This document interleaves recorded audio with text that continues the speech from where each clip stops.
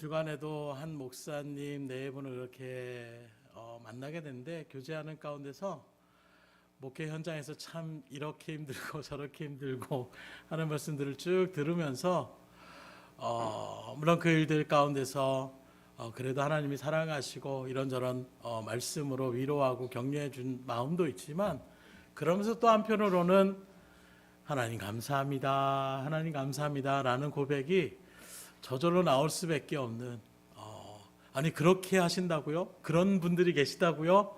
라고 하는 모습을 바라보면서 다시금 우리 등대교회 공동체 가운데서는 그렇게 하나님의 일들 속에서 믿음으로 어떻게든 살아가려고 하고, 서로 어떻게 하든 격려하며 같이 도와주며 섬겨주며 나아가는 이런 모습들이, 그러면서 딱 한마디 하더라고요. 목사님 그거 모르실 거예요. 이런 아픔이 있는지 모를 거예요. 복 받은 줄 아세요? 이렇게 막 말씀하시더라고요. 제가 뭐라고 할게요?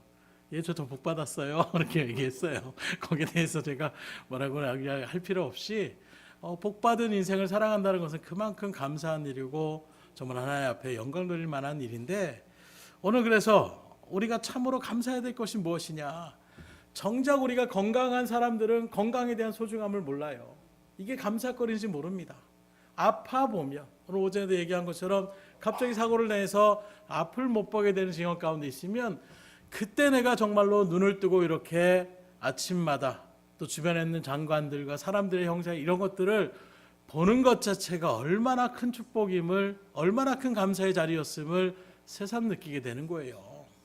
사업이 막 잘 될 때는 잘 몰라요. 근데 사업이 좀 힘들어지고 어려운 가운데 정하게 되면 그때서야 하나님이 지켜주셨기 때문에 내가 이 일들을 감당할 수 있었던 것이구나, 다시금 하나님을 생각하며 감사하는 그런 모습을 바라보게 되는데, 특별히 오늘 추수감사주의를 맞이해서 꼭 그렇게 무슨 문제가 생긴 다음에 감사하는 것보다, 문제가 생기기 이전부터 하나님 앞에 감사한 은혜가 무엇인지를 바로 아는 가운데서 항상 날마다 주님 앞에 찬양과 영광을 돌리며 감사하며 나아갈 수 있기를 주님으로 축원합니다. 그러려면 어떻게 되느냐? 먼저 우리를 믿고 있는 하나님이 어떤 분인지를 분명히 알면 감사가 나온다라고 말씀드렸어요. 먼저 우리 하나님은 어떤 분이시냐? 오늘 말씀에 비춰보게 되면 하나님은 우리의 필요를 공급하시는 분이시다. 하나님이 전지전능하다, 이 말씀을 참 많이 들어요. 전지전능하다는 의미가 무엇입니까? 모르는 것이 없으시고 못하는 것이 없다라는 것을 이야기하고 있는 거예요. 우리는 제약을 많이 받습니다. 또 삶에 한계가 있습니다. 그러나 하나님은 그런 것이 없다라는 거예요. 말씀으로 천하 만물을 창조하신 그 하나님의 능력 앞에서 못할 것이 무엇이 있겠습니까?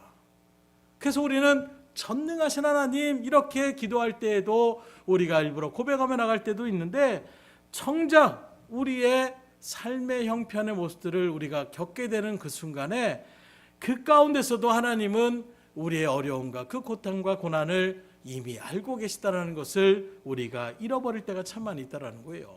그런데 오늘 말씀 바라보십시오. 29절 30절에 보니까 너희는 무엇을 먹을까 무엇을 마실까 하여 구하지 말며 근심하지도 말라. 이 모든 것은 세상 사람들이 구하는 것이라. 너희 아버지께서는 이런 것이 너희에게 있어야 할 것을 아시느니라. 우리가 필요한 것이 무엇인지를 하나님은 이미 아신다라고 얘기하고 있어요. 요즘에야 보릿고개가 어떻고 얘기하시는 그 시대 가운데 사신 분들은 가끔씩 우리 언론에서 얘기할 때도 옛날에 소나무 껍데기 벗겨가지고 그걸 그렇게 쑤어가지고 먹었다, 그걸 어떻게 먹어요? 얘기를 했는데, 그 순간에는 정말로 무엇을 먹을까? 이 뿌리는, 제가 맨날 걸어가면서 물어볼 때 저거 먹을 수 있는 거야? 저거 먹을 수 있는 거예요? 늘 이렇게 질문할 때가 있어요. 그러면 그거 못 먹는 거야. 근데 제가 생각할 때는, 아니 그 풀떼기를 갖다가 누군가 다 먹어보지 않았을까? 그러니 그런 일들 속에서 이건 먹어도 되는 거고 이건 질기니까 이거는 쓰고 못 먹고, 이렇게 구분하지 않을까? 그냥 얼마나 먹을 것이 없으면. 그래서 제가 그런 얘기도 오늘처럼 할 때가 있어요. 닭발 하는데 저는 닭발을 아직도 안 먹는 자리 가운데 있는데, 저 닭발을 어떻게 먹었을까 이야기를 하면서 너무 배가 고프니까 이렇게 가만히 마당에서 멍하니 있다 닭을 딱 보니까 저 닭이 먹을 수도 있지 않을까? 이런 생각이 들어서 닭발을 아니 제 생상으로는 그 정말로 희한하기 그지없는 그 발을 갖다가 굳이 먹으려고 하는 마음은 어디서 나올까? 먹을 것이 없을 때에는 뭐라도 그렇게 찾으려고 하는. 근데 요즘 그런 시대가 아니잖아요. 못 먹는 사람들보다는 뭐 우리나라는 그래도 먹거리가 넘쳐나는 그런 나라라고 할 수가 있는데, 그러니까 우리 먹을 거 신경 안 씁니다. 할 수는 있지만 그 대신에 뭘 신경합니까? 무엇이 우리 몸에 좋을까? 그래서 같은 것을 먹더라도 보다 몸에 좋은 것을 좀 걱정하면서 내 건강을 생각하면서 그러면서 우리가 먹을 것을 우리가 신경 쓰며 나아가는. 그런데 오늘 주님께서는 뭐라고 합니까?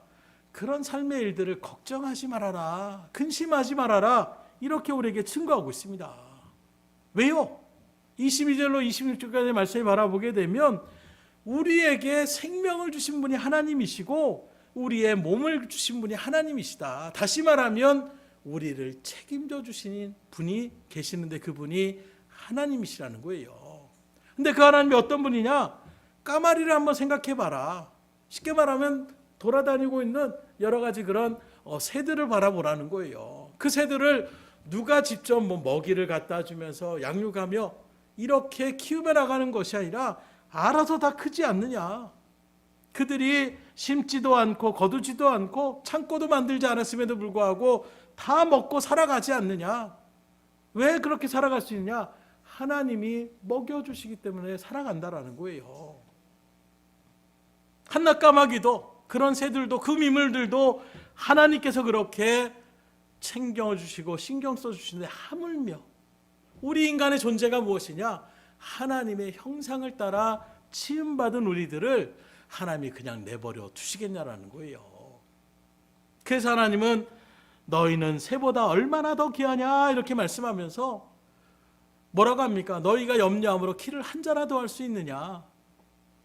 그런즉 작은 일도 하지 못하면서 어찌 다른 일들 그렇게 근심하며 나아가고 있느냐? 한마디로 얘기하면 쓸데없는 걱정하지 말라라는 거예요. 저도 키에 대한 어떤 컴플렉스가 좀 있어서 조금만 더 컸으면, 근데 그 일들 속에서 키를 갖다 키우고자 우유를 많이 마시고 이런, 근데 그게 내 맘대로 안 되는 거예요. 그리고 나서 요즘 들어서 우리 아이들한테 얘기하는 것은 유전자는 속일 수 없는 거야.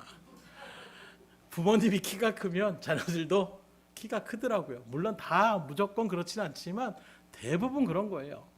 그래도 제가 원로 목사님보다는 크잖아요. 그만큼 저는 그래도 제가 할 만큼 한 것 같아요. 그 키를 갖다가 아무리 늘려고 해도 우리의 힘으로는 힘들다는 거예요. 물론 의학적으로 이제 뼈를 갖다가 잘라놓고 거기에 철심을 박아가지고 몇 센치를 키운다. 상상만 해도 그렇게 돈을 들여가지고 뼈를 잘라서 키를 키울까 고민할 수밖에 없을 것 같아요. 근데 그런 것들도 우리 마음대로 하지 못하면서 뭘 그렇게 걱정할 것이 이런 거 저런 거, 왜 그렇게 하나님 앞에서 바라볼 때는 하나님이 다 챙겨주시는데 뭐하러 그런 것들을 염려하고 있느냐, 이렇게 얘기하고 있는 것입니다.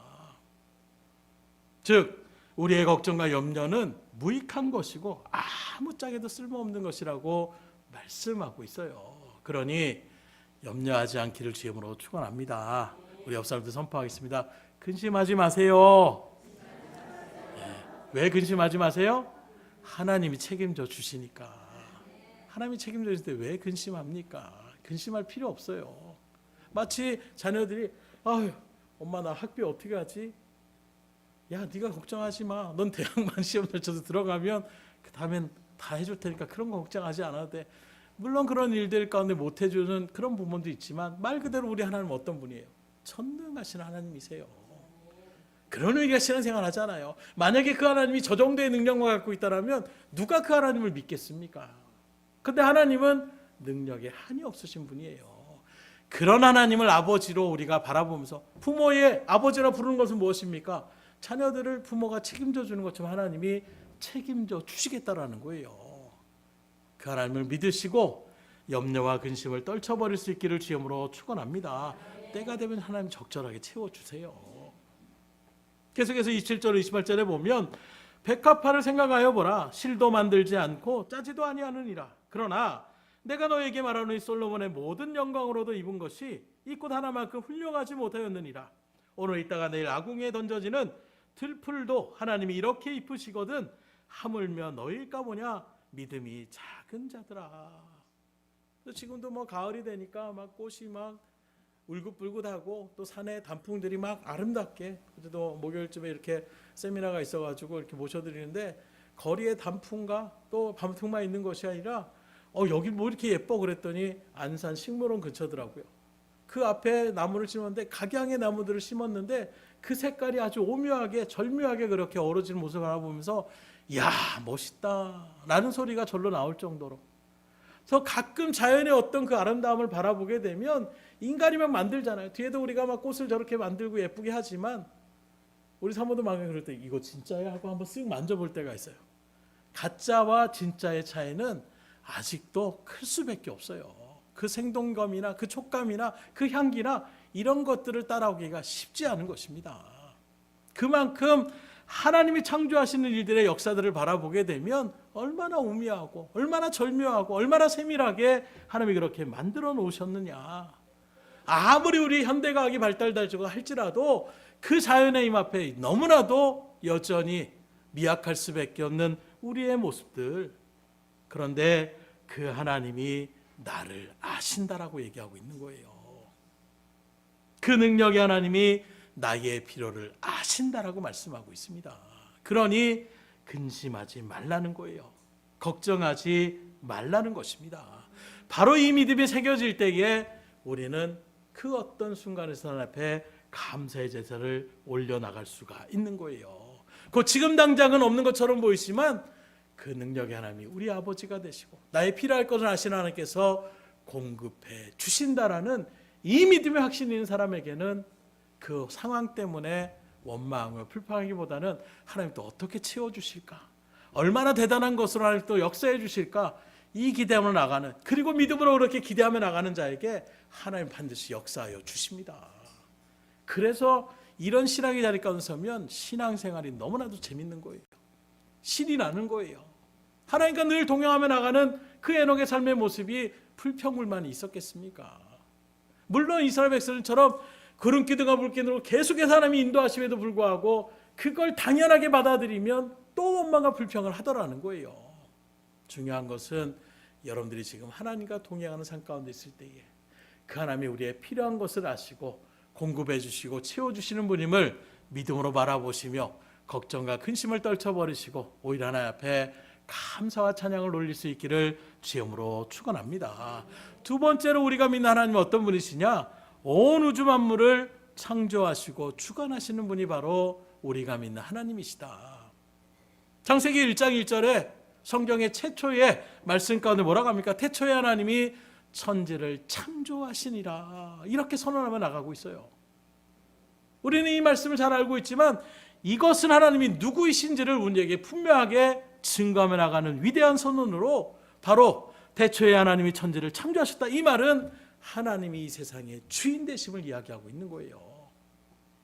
생명의 주인이 바로 하나님께 있다는 것을 분명하게 선언하고 있는 것입니다. 그 하나님께서 감사하게도 수많은 이 세상에 짐승들이 있고 수많은 그런 생명들이 있는데 특별히 하나님의 작품으로 창조된 우리 인간을 바라보십시오. 뭐라고 우리에게 축복을 주시느냐? 만물을 다스리고 지배하며 통제할 수 있는, 그래서 세상에서는 만물의 영장이다, 이런 의미를 표현하고 있잖아요. 이게 바로 성경적으로 나오는 것입니다.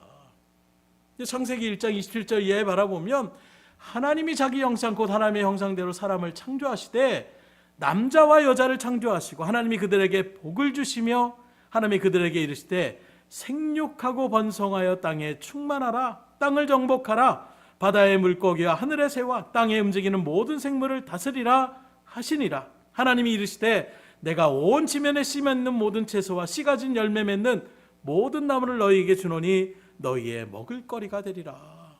그 우리 하나님이 우리 인간을 얼마나 사랑하시느냐, 이 세상의 모든 만물들을 다스리며 정복할 수 있는 권세를 부여받은 것이 우리 인간이에요.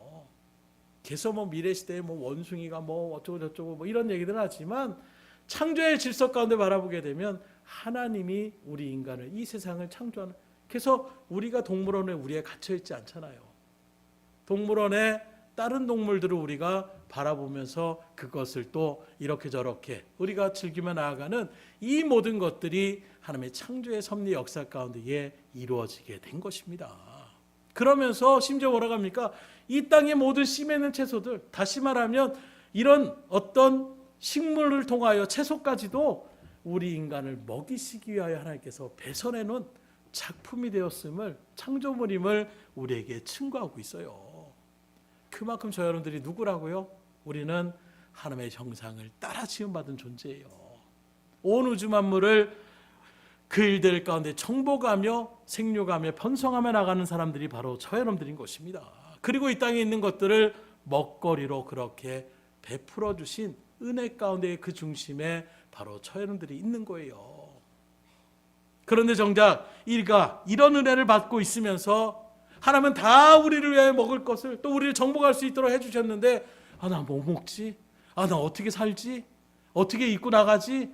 이렇게 걱정하고 있다라면 그건 하나님의 그 말씀을 믿지 못하는 자리에 스스로 서는 것과 똑같은 거예요. 이미 하나님이 다 배설해 주셨는데, 그래서 예전에 말씀드렸잖아요. 뭐 보통 자유이용권이라고 하고 뭐 유람선을 탈 때에도 그 티켓 하나만을 딱 살면 그럼 그 안에 있는 음료며 이런 것들을 다 먹을 수 있는 그런 특권을 받은 티켓을 받았는데, 그 티켓의 용도를 갖다가 그저 배만 탈 수 있는 백사스로만 생각해서 남들은 막 그 안에서 막 이런저런 뷔페를 즐기고 나가는데 혼자 쫄쫄쫄 굶어서 수척해진 모습. 그래서 선장이 와서, 아니 왜 이렇게 당신은 이 좋은 유람선을 타고 있는데 그렇게 배고파하는 것처럼 얼굴이 수척해지셨습니까? 뭐 배멀리 하십니까? 아니요, 제가 저 음식을 살 수 있는 돈이 없어가지고 이렇게 그냥 배만 겨우 타고 가다 보니 너무 지금 힘듭니다. 아니 당신 그 티켓을 사지 않았냐고. 예, 그거 탔지요. 그 티켓값 안에 여기 있는 모든 것을 즐길 수 있는 가격이 다 포함되어 있다라고 이야기할 때에 얼마나 미련한 짓이에요. 그걸 알았다라면 남들 즐기며 나갈 때 같이 그것을 즐기며 나갈 수 있어야 되는데, 정작 그 의미를 제대로 알지 못하니까 어떻게 합니까? 혼자 그냥 남들이 즐기며 나아갈 때에 그 배 뒤편에서 혹시 모를까 하는 마음으로 그렇게 쫄쫄 굶어 나가고 있다면 이것만큼 안타까운 것이 어디 있겠어요. 무슨 말씀이냐면, 하나님이 창조하신 여러분들은 만물을 정복하고 하나님이 무엇이든지 먹히고 이 세상의 모든 것들을 통해 여러분들을 하나님께서 은혜 가운데로 베풀어 주시게 하여 창조된 인물들이 바로 여러분들이신데, 정작 우리들이 아이고 나 오늘 어떻게 살지 이렇게 걱정하며 살아간다면 하나님이 왜 그거 걱정하고 있느냐 이렇게 얘기하고 있지 않겠냐라는 거예요. 그거 나한테 맡기라고 하지 않았느냐, 그거 내가 책임져 주겠다고 하지 않았느냐, 내가 그거 채워주겠다라고 약속하지 않았느냐. 그 말씀을 믿고 나아가면 하나님께서 그 일들을 이루어 주시는데, 정작 그것을 맡기지 않고 내가 그냥 들켜지고 혼자 끄끄거리고 있다라면 이것만큼 어리석고 안타까운 것이 어디 있겠냐라는 거예요. 그런 일들 가운데서 하나님이 우리를 먹여주시고 입혀주시는데, 이런 것들은 구하지 말고 하나님이 있을 때에 친정으로 하나님 앞에 구할 것을 구하라 얘기하고 있어요. 그러면 우리가 친정으로 하나님 앞에 구해야 될 것이 무엇입니까? 오늘 말씀에 비추어보니까 하나님은 먼저 그의 나라와 의를 구하라 말씀하고 있어요. 그리하면 이런 것들을 너에게 더하시리라. 그럼 여기서 하나님의 나라를 구하라, 이 의미가 무엇입니까? 이 의미를 알려면 먼저 하나님의 나라가 뭔지를 알아야 돼요. 하나님의 나라는 우리가 저 공간적인 하늘나라에 있는 그 나라를 이야기하는 것보다는, 여기서 하나님의 나라를 이야기할 때는 하나님이 통치하시는 곳이 곧 하나님의 나라인 거예요. 하나님이 통치하시는 나라, 그렇다면 하나님의 나라를 구하라는 것은 뭘 얘기합니까? 우리의 삶 속에서 하나님의 왕되심을 인정하며 나갈 수 있도록 기도하라는 거예요. 왜요? 우리의 죄성은 우리가 왕인 줄 알아요. 내가 좋아하는 것, 내가 하고 싶은 것, 이것들을 하며 나가는 것이 우리의 삶의 모습인 줄 압니다. 그러나 우리가 적어도 믿음의 일들 가운데 나가려면 그런 마음들을 내려놓고 이제는 하나님이 원하시는 대로, 하나님이 뜻하시는 대로, 하나님 명령하신 대로 순종하며 나갈 수 있도록 인도하여 주시옵소서. 왜요? 우리가 믿음의 길을 걸어가면서도 실제로 느끼잖아요. 하나님의 뜻을 모르는 것이 아닌데 뜻을 알면서도 그 뜻대로 나아가기가 힘든 시적인 일들 가운데 이거 하면 내가 손해가 되는데 금방 나의 어떤 마음으로 그것을 갖다가 주춤하며 나아가는 것이 우리의 모습이죠. 그래서 우리가 그런 것을 위해서 기도하라는 거예요. 말씀이라면 그 말씀 그대로 새겨지고 의심치 않고 그 말씀대로 순종하며 나갈 수 있는 그 믿음을 구하는 것이 곧 하나님의 나라를 구하라 이렇게 이야기하고 있는 것입니다.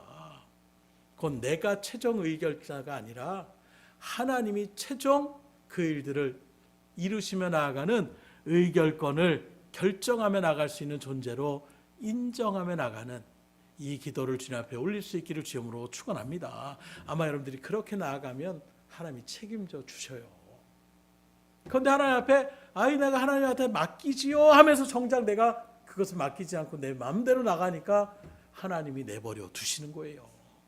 아직 멀었구나. 그래 네 뜻대로 한번 네 마음대로 해봐라. 마치 탕자가 재산 주세요 내가 한번 해보겠습니다 할 때에 그냥 사랑의 마음으로 준 것처럼 그 일들 가운데 내버려 두시는 거예요. 그럼 어떻게 됩니까? 처음에 신날지 모르지만 얼마 가서 넘어지고 그 고통의 밑바닥 인생을 살아갈 수밖에 없는 그때 비로소 어떻게 합니까? 아버지 하나한테 들어오는 게 가장 복된 것이구나.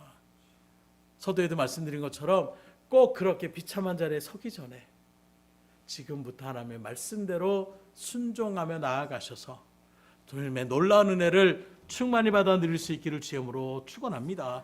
하나님이 책임져 주시는 삶을 사시는 게 기쁜 삶이에요. 그게 하나님 안에 거하는 삶이 가장 복된 삶이라고 얘기하고 있어요. 그런데 우리는 자꾸 그러면서도 하나님 그건 아니에요. 이 부분은 내가 전문가예요. 이 부분은 내가 더 살아봤습니다. 그리고 내 고집대로 그것을 하다 보니까 그 건심과 걱정이 떠날 수가 없는 거예요. 왜요? 예측할 수 없잖아요. 내가 경험을 해봤지만 그 경험이 똑같이 나가느냐? 똑같이 나갈 때도 있지만 또 변수들이라는 것이 얼마나 우리 삶 가운데 있습니까? 그러다 보니 만약에 이렇게 되면 어떡하지? 내 능력의 한계를 내가 아니까 근심이 다가올 수밖에 없는 거예요. 하나님 앞에 맡길 수 있기를 주님으로 축원합니다. 그래서 하나님이 그런 우리의 마음을 아시니까 다시 우리의 마음을 그런데 나 같은 내가 이렇게 한다고 하나님이 들어주실까? 내가 이렇게 하나님 앞에 잘못하고 실수했는데 하나님이 내 기도를 응답해 주실까? 이런 마음이 있을 것 같아서 로마서 8장 32절을 이렇게 증거합니다. 자기 아들을 아끼지 아니하시고 우리 모든 사람을 위하여 내어주시니가 어찌 그 아들과 함께 모든 것을 은사로 주지 아니하시겠느냐. 우리가 하는 것처럼 우리가 어떻게 구원받았어요? 독생자 예수님이 이 땅에 오셔서 우리의 죄를 담당하는 십자가를 지셨기 때문에 우리가 구원받지 않았습니까? 다시 말하면 등가 교환인 것처럼 죄 싹슨 죽음인데 그 죽음을 우리의 죄 때문에 우리가 죽어야 되는데 그 죽음의 자리를 예수님이 대신 죽음을 통하여 온 인류의 사람 한 사람이 한 사람을 대신해 죽을 수 있다라면 그래서 모든 죄가 없으신 유일하신 그 독생자만이 우리를 위하여 대속의 제물로 들어가실 때에 한 사람의 구원이 아니라 모든 주님을 믿음으로 나아가는 자들을 구원하여 주실 수 있도록 그래서 그 죽음의 심판은 하나님의 공의 하나님이기 때문에 그냥 없었던 걸 하는 게 아니에요. 반드시 생명으로 갚아야 되는 것입니다.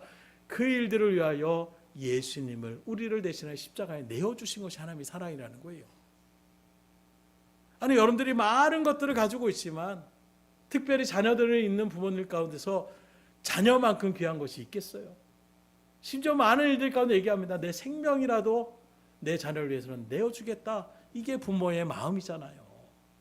하나님도 동일하십니다. 그 하나님 앞에서 무엇이 가장 귀하겠어요? 온 천하 만물인들 예수님의 생명보다 귀하겠습니까? 그런데 그 예수님을 여러분들을 위해서 내어주셨다라고 얘기하고 있어요. 그럼 하나님 편에서 가장 귀한 것을 내어주면서까지 구원하신 분이 저와 여러분들입니다. 그런 저와 여러분들이 하나님 이거 필요한데요. 하나님 내가 이거 부족한데요. 이렇게 하나님 앞에 얘기한다. 하나님께서 그건 좀 너무하는 거 아니냐? 이렇게 하시겠어요? 그 정도 내가 충분히 해줄 수 있지. 이렇게 지금 우리에게 말씀으로 선포하고 있는 거예요. 그러니 하나님이 우리를 어떻게 구원하시는 믿음으로 분명하게 알면 하나님 앞에 우리가 담대히 나아갈 수 있는 거예요. 예수님조차도 우리를 위하여 우리의 죄를 담당하게 내어주신 그 하나님이 내가 무엇을 구하든지 하나님께서 이루어주시지 않겠습니까?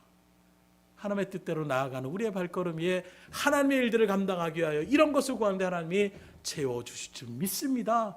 나아가는 그 믿음의 발걸음 가운데 하나님이 채워주시는 거예요. 그 하나님의 은혜를 믿음으로 바라보시며 하나님 앞에 감사함으로 나갈 수 있기를 주님으로 축원합니다. 그렇다면 그런 하나님을 믿는 가운데 다시 말하면 우리를 공급하신 하나님, 못할 것이 없으신 그 전능하신 하나님이 우리의 하나님이시라면 그 하나님 앞에 참으로 감사하는 성도의 삶은 어떤 삶을 살아야 되느냐. 오늘 말씀에 비춰보면 두 가지를 우리에게 명령하시는 것을 바라보는데 먼저는 무엇이냐? 우선순위를 회복하라고 말씀하고 있어요. 정말로 우리가 하나님의 나라 백성이고 정말로 하나님이 우리를 위하여 모든 것을 채워주시는 분임을 믿는다라면 우리의 삶에 분명한 변화가 일어나야 되는데 그 변화가 바로 무엇이냐? 가치관의 변화가 일어나야 되는 거예요. 이전에는 이것이 중요하고 이건 별로라고 생각했던 모습들이 하나님을 알고 보니까 구원이야말로 정말 중요한 것이구나. 하나님을 믿는 믿음의 자리야말로 정말 중요한 것이구나. 하나님의 뜻대로 살아가는 것이 하나님의 사명을 감당하는 것이 이 세상에 그 어떤 것보다 억만금을 준다고 해도 이것이 더 소중한 것이구나. 이게 그 믿음 가운데 새겨지게 되는 거예요. 그래서 무엇이 우선이고 무엇이 나중인지를 분명하게 선별하기 전에 나아가는. 그래서 아이들이 점점 철이 든다는 것 중에 하나가 바로 무엇이냐? 무엇이 우선순위를 정확하게 그것을 분별하며 나가는 그런 삶을 살아갈 때에 이제 네가 좀 사랑구실을 할 수 있겠구나 얘기할 수가 있는 거예요. 오늘 우리에게 주신 말씀을 바라보십시오. 너희는 먼저 그의 나라와 의를 구하라. 이 말씀 모르는 것이 아니에요. 그런데 여전히 많은 사람들이 여기서 문제가 발생하는 것입니다. 무슨 문제입니까? 왜 우리가 하나님 앞에서 온전한 복을 누리지 못하느냐? 왜 우리가 하나님 앞에서 온전한 평안과 기쁨을 누리지 못하느냐? 그 이유는 먼저 할 일과 나중할 일을 제대로 구별하지 못하기 때문에 문제가 생기는 거예요. 중요한 일과 덜 중요한 일을 구분하지 못하니까 문제가 생기더라는 것입니다. 그럼 왜 이것을 구별하지 못합니까? 이유는 다른 거 아니에요. 우리의 가치관이 여전히 세상의 가치관에 머물러 있으니까 변화되지 않고 이제 새 사람을 덧입어서 하나님의 의에 새 옷을 입어야 되는데 여전히 의에 옷을 입은 것처럼 보이지만 내 가치관이 변하지 않고 여전히 세상 것이 더 중요하고 여전히 내가 바라고 원하는 것이 중요한 이 마음이 변하지 않으니까 주시는 은혜를 주시는 복을 우리가 온전히 누리며 나가지 못하더라는 거예요. 그러면 아무리 내가 열심히 살아도 진정한 성공자의 자리에 설 수가 없는 거예요. 가끔 자녀들을 키울 때 그런 얘기가 있어요. 뭐 집안에서 그렇게 나아가는 부모는 자녀를 어떻게든지 잘해주기 위해서 자녀의 뭐 밤이 낮이 24시간이 모자랄 정도로 그렇게 일을 하면서 돈을 벌어가지고 그 자녀들이 나중에 미래를 위해서 내가 하려고 하는데 정작 자녀들이 상담을 원하고 부모의 사랑을 원하며 나갈 때 아이 내가 돈 벌어야지 너 뭐 이러면서 나갔던 모습들 나중에 크고 났더니 어떤 후회가 됩니까? 제때 받아야 될 사랑을 받지 못하고 부모의 어떤 일들을 생각하지 못하고 부모는 돈만 하는 이런 일들 가운데에 마음이 닫혀버리게 되니까 그 자녀를 위해서 24시간이 모자랄 정도로 열심히 이렇게 물질을 모으는 일들 가운데서 그 자녀의 뒷바라지 하려고 나갔는데 정작 자녀가 사회생활을 못해요. 방 안에서 틀어박혀서 나올 생각을 안 합니다. 그때서야 후회가 되는 거예요. 눈물을 흘리면서 어떻게 할 수 있냐. 그 자녀 하나만 바라보며 그렇게 힘들고 지쳐도 나아갔던 그 세월들이 얼마나 허탄한 세월이 될 수밖에 없겠어요. 이게 무엇이 중요하고 무엇이 덜 중요한지를 모르며 나아갈 때에 이런 문제들이 많이 생길 수밖에 없는 거예요. 그러니 먼저 할 일과 나중에 할 일을 제대로 분별하며 나아갈 수 있기를 주님으로 축원합니다. 곧 구원받은 믿음의 성도는 이 세상의 가치관을 버리고 하나님의 말씀의 가치관, 성경적 가치관으로 우리가 나아가야 되는 거예요. 그래서 하나님이 귀하게 여기는 것을 나도 귀하게 여기고 하나님이 무가치하게 여기는 것을 우리도 무가치하게 여길 수가 있어야 되는 거예요. 그러면 우리 하나님께서 귀하게 여기시는 것이 무엇입니까? 하나님의 나라와 의라고 말씀하고 있어요. 그러니 하나님께 부름받은 저와 여러분은 하나님의 나라를 이 땅 가운데 세워가는 일들에 최선을 다하여 나아갈 수 있기를 주님으로 축원합니다. 그래서 우리 교회가 하나님의 나라가 되셔야 돼요. 여러분들의 가정이 하나님의 나라가 되셔야 됩니다. 하나님의 나라가 뭐라고요? 하나님이 통치하시는 곳이 하나님의 나라예요. 그래서 우리 등대교회도 하나님의 말씀의 통치대로 우리가 나아가셔야 되는 거예요. 뭐 목회자의 한 사람의 또는 우리 중직자들의 어떤 모습에 거기에 되는 것이 아니라 하나님의 말씀에 의하여 우리가 세워져 나가는 교회가 되면 그것이 바로 하나님의 나라가 이루어지는 교회가 되는 것입니다. 가정도 마찬가지예요. 우리가 어떻게 하면 행복할까? 우리가 어떻게 즐거울까? 이게 아니라 하나님이 어떻게 하면 즐거워하실까? 하나님이 얼마나 기뻐하실까? 이 마음으로 여러분들이 나아간다라면 그 가정이 하나님의 나라가 될 수가 있는 것입니다. 그렇게 하나님의 나라를, 하나님의 통치를 이뤄나가시는 저와 여러분들이 될 수 있기를 주님으로 축원합니다. 그러면 우리가 구하지 않는 모든 것들도 하나님이 어떻게 하신다고요? 채워주시겠다고 하시는 거예요. 이러니 우리 하나님 얼마나 은혜가 넘치는 하나님입니까? 그것만 했으니까 세상은 어떻게 합니까? 뭐 직장인가 뭐 이런 일들 가운데 사업주가 바라보면 한 일만큼만 주는 것도 때로는 아이고 요거 아까운데, 이런 것이 세상의 어떤 모습이라면 그래도 한 일만큼 그만큼의 대우를 해줘도 아 여긴 좋은 회사다 이렇게 지칭하는데, 오히려 어떻게 합니까? 한 일 정도가 아니라 보너스까지 두둑히 챙겨주는 거예요. 굳이 챙겨주지 않아야 될 것을 챙겨줄 때에 얼마나 좋아합니까? 그래서 예전에 뭐 얘기할 때 삼성기업을 왜 그렇게 사람들이 좋아하느냐? 연말이 되면 보너스를 엄청나게 준다라는 거예요. 심지어 뭐 차 한 대씩 그렇게 줄 정도의 보너스를 주니까, 그래서 삼성기업 들어가려고 그렇게 노력을 한다. 대기업에 들어가려 하는 이유가 거기에 있는 거예요. 성과급이라는 것을 갖다가 상상할 수 없을 정도로, 뭐 우리가 월급을 뭐 300만 원 하면 300만 원 정도, 이게 아니라 1000만 원, 2000만 원, 5000만 원 막 이렇게 주니까 갑자기 목돈이 막 생기잖아요. 그래서 들어가는 것처럼 뭘 얘기하느냐? 하나님이 우리에게 그런 분이시라는 거예요. 마땅히 하나님의 뜻대로 나아가는 일들 가운데 서는 것, 우리를 구원하여 주심으로도 하나님 할 도리 다 했다고 하더라도 우린 뭐라고 할 수 없어요. 그런데 하나님은 어떻게 하느냐? 우리의 필요한 이 육신의 삶의 인들의 필요한 것들도 덤으로 채워주신다는 거예요. 그래서 우리의 건강도 책임져 주시고, 우리의 물질도 책임져 주시고, 우리의 자녀들도 책임져 주시고, 그러니 그걸 위하여 기도하기보다는 하나님의 통치를 받는 사람이 되게 하여 주시옵소서. 하나님의 뜻대로 살아가는 믿음의 사람이 되게 하여 주시옵소서. 그리고 그 일 가운데 나아가면 나머지 것들 하나님이 자연스럽게 채워주신다는 거예요. 믿어주십니까? 그러면 행하셔야 돼요. 말로만 믿는다 하면서도 행하지 않으니까 누리지 못해요. 그래서 늘 제가 사역자 얘기를 하면서 가장 여러분들이 많이 강조하는 것이 해보시라는 거예요. 그냥 말씀 믿고 내 마음, 이전까지 내 생각은 아유 그거 하면 내가 손해인데, 그것까지도 내가 감내하면서 그래도 하나님의 말씀이니까 그래 내가 죽었다 생각하고 하나님의 뜻대로 나아가야지, 그렇게 마음을 결단하고 나가니 하나님이 책임져 주시더라고요. 거기까지 안 하니까 책임져 주시지 않는 거예요. 더 기다리시는 것입니다. 그러니 빨리 하나님의 뜻대로 그의 나라와 의를 위하여 다른 박질을 해보세요. 그러면 하나님이 나머지 것들도 채워주시는 것입니다. 두 번째로 하나님 우리에게 낡아지지 않는 배낭을 만들라고 요구하십니다. 33절의 말씀해 보니까 너희 소유를 팔아 구제하여 낡아지지 아니하는 배낭을 만들라. 곧 하늘에 둔 바 다함이 없는 보물이니 거기는 도둑도 가까이 하는 일이 없고 좀도 먹는 일이 없느니라. 그럼 여기 낡아지지 않는 배낭은 뭘 얘기합니까? 한마디로 얘기하면 돈주머니를 얘기하고 있는 거예요. 그러면 한번 생각해 보세요. 이 세상에 낡아지지 않는 배낭과 전대가 있을까요? 아무리 튼튼하게 만들어도 세월이 지나면 썩어지고 낡아져서 투둑하고 틀어지는 것, 이게 바로 이 세상의 배낭이라 얘기할 수가 있는 것입니다. 그런데 하나님 뭐라고 합니까? 낡아지지 않는 배낭을 만들라라고 얘기하고 있어요.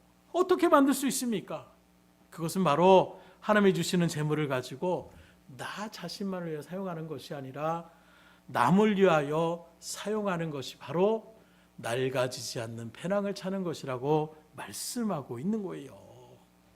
다시 말하면 우리에게 주신 하나님의 물질을 올바른 자리 가운데에 사용하는 것, 이게 바로 낡아지지 않는 배낭을 쓰는 것인데, 그러면 하나님 뭐라고 합니까? 담이 없는 보물을 채워주신다라고 말씀하고 있어요. 그러나 이 시간 분명히 기억하십시오. 나를 위하여 사용하려고 하면 배낭은 텅텅 빈 수밖에 없어요. 두둑하고 틀어질 수밖에 없습니다.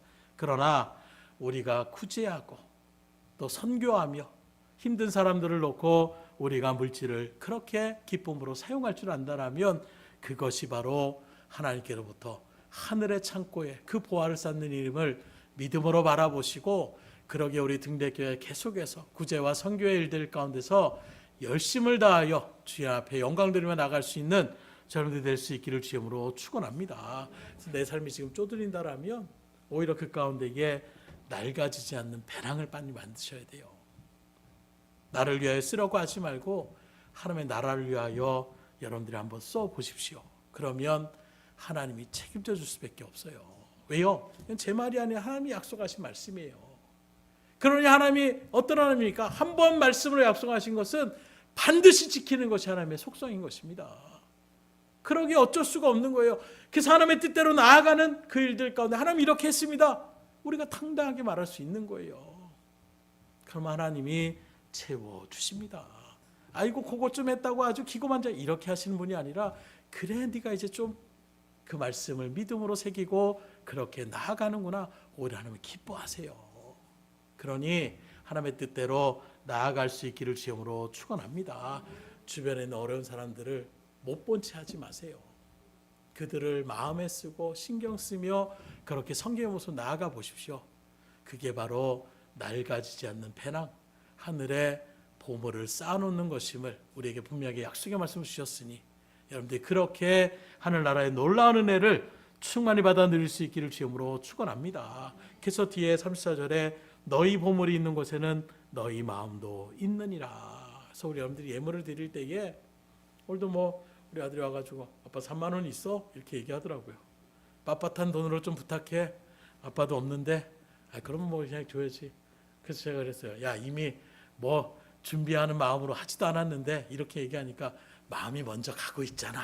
내가 그래도 그 말을 들으니까 그래, 그런 생각이라도 가진 것이 그게 감사한 일이다. 하나님 앞에 드리고자 하는 마음으로 나가는 그 마음, 우리의 물질에는 그 마음이 들어있어야 되는 거예요. 허겁지겁 막 오늘 뭐 헌금 내가 준비 안 했네, 그리고 나서 그냥 급하게 집어넣는 것이 아니라, 내가 또 하나님의 은혜에 감사, 하나님이 이렇게 해주셔서 너무 감사해요. 하나님 정말 저희 이 물질 필요한 부분도 있거든요. 제가 쓰고 싶은 부분도 있는데 하나님 앞에 감사하는 마음으로 이 물질 그냥 하나님 앞에 드려요. 그 마음으로 주님 앞에 드려보세요. 하나님이 얼마나 기뻐하시겠습니까? 마치 어린아이가 뭐 자기가 먹고 싶은 사탕이 있어요. 자기 너무 좋아해요. 그런데도 아빠 이거 먹을래? 나 그거 좋아하는데.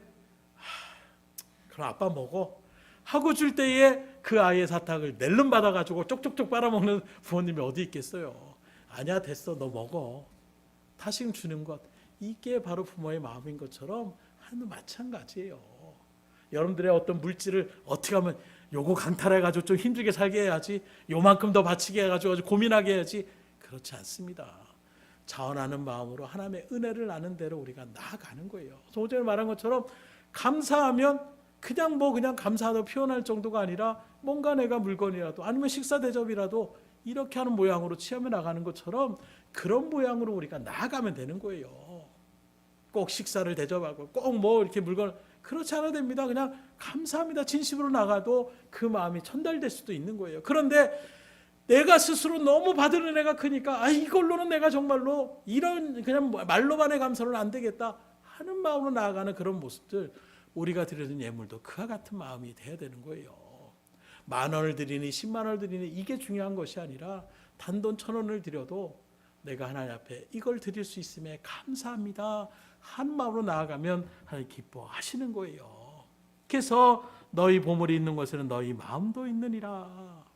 역으로 얘기하면, 만약에 여러분들이 아무리 100만 원, 1,000만 원 하나님 앞에 그렇게 예물로 드렸을지라도 정성과 마음이 들어있지 않다라면 그건 억지로 드리거나 마지못해 드리는 이런 것은 결코 하나님 앞에 복을 누리는 자리 가운데 설 수 없는 거예요. 그러니 이왕에 주님 앞에 드리려면 여러분들의 마음, 그 진심의 마음, 그 감사함의 마음을 들여서 하나님 앞에 드릴 수 있기를 주님으로 축원합니다. 그럼 하나님이 채워주신다고 약속하시는 거예요. 말씀을 드립니다. 오늘 추수감사절 우리가 무엇으로 앞에 감사를 드려야 합니까? 먼저 하나님이 어떤 분이신지 우리가 바로 알아야 되는데, 어떤 하나님이라고요? 우리의 필요할 바를 아시고 공급해 주시는 분이 바로 우리가 믿는 하나님이십니다.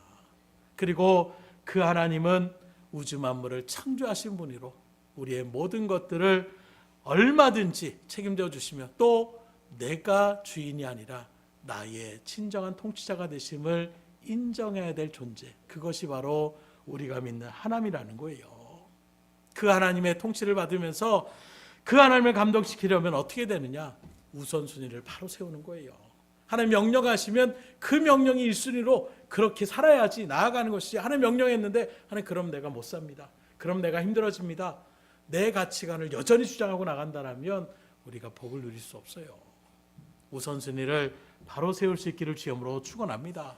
두 번째는 구제와 선교, 다른 사람을 도와주는 일들 가운데에 여러분들이 선행을 해가면 바로 그 일들이 여러분들의 그 주머니가 낡아지지 않는 하늘의 보고를 쌓는 은혜의 자리 가운데 세워주신다고 책임져 주시니 하나님의 말씀 붙잡으시고 하나님 앞에 매일같이 찬양과 영광을 돌리며 감사함으로 또 어려운 이웃들을 구제하며 도와주며 섬겨주는 일들 가운데에 쓰임받아서 하나님의 복을 내가 이렇게 받았노라고, 하나님이 이렇게 은혜를 주셨노라고 하나님 앞에 영광 돌리며 나갈 수 있는 여러분들이 될 수 있기를 주님으로 축원합니다. 우리 역사님들 선포하겠습니다. 걱정하지 마세요. 하나님이 책임져 주십니다. 믿으시기를 주님으로 축복합니다. 기도하겠습니다. 하나님 감사합니다. 추석 감사 주일 하나님 우리에게 걱정하지 마라, 근심하지 마라, 염려하지 말라고 말씀하여 주신 것처럼 하나님이 우리를 책임져 주시기에 온 세상에 그 미물까지도 하나님이 입히시거든 하물며 너희일까 보냐. 그 말씀을 우리가 온전히 붙잡고 우리 가운데는 문제가 있습니까? 어려움이 있습니까? 염려가 있습니까? 근심이 있습니까? 주의 말씀에 의지하여 그 모든 것들을 떨쳐버리며 나아갈 수 있도록 인도하여 주시옵소서. 그 능력의 하나님이 우리의 필요를 하시는 그 하나님이 그 필요를 또한 채워주시는 하나님이심을, 그러게 하나님 앞에 모든 것을 맡기며 말씀대로 통치에 순종하며 믿음으로 나아가는 우리의 발걸음 가운데에 놀라운 체험의 역사들을 허락하여 주셔서 우리 등대께 여기저기 정말 하나님 앞에 맡겼더니 정말 하나님의 말씀대로 순종했더니 하나님이 이렇게 채워주셨노라고, 이렇게 복을 주셨노라고 믿음으로 선포하며 간절하며 나갈 수 있는 은혜가 넘칠 수 있도록 역사하여 주시옵소서. 또한 그 일들 가운데에 우리의 우선순위를 바로 세우길 원합니다.